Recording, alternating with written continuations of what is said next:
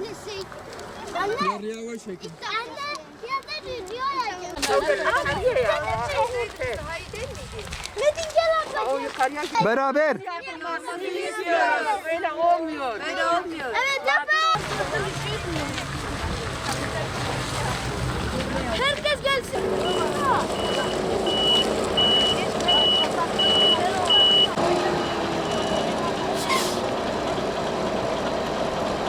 Kardele Mahallesi Beyaztepe geçiyor. Yaklaşık iki blokta 70 hane ev var. Çocukta çok sorun yoldur, yol çamurdur. Kış geldi.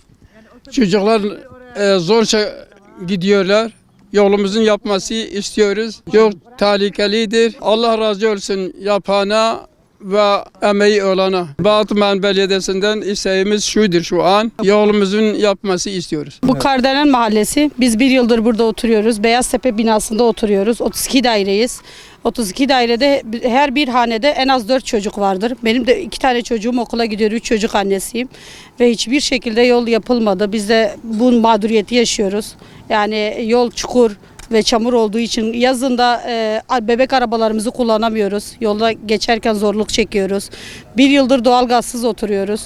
Doğalgazımız gelmesine rağmen şu an hala yapılmadı.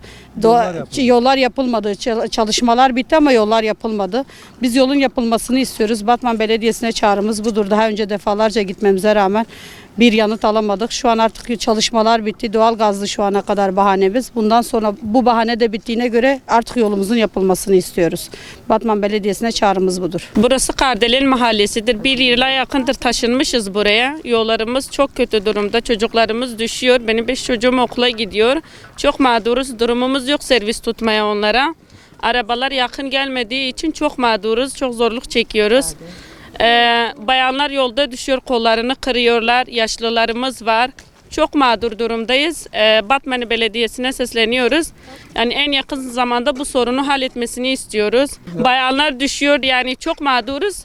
Onlardan tek ricamız yolumuzun bir an önce yapılmasını, bir de belediye arabalarının yakın gelmesini istiyoruz. Yolumuz çamurdur, ışıklar yoktur, karanlıktır. Çocuklarımız gece gelince çok korkuyorlar. Onların hayatlarından endişeleniyoruz. Yani bir an önce yollarımızın yapılmasını istiyoruz. Batman Belediyesi'ne sesleniyorum.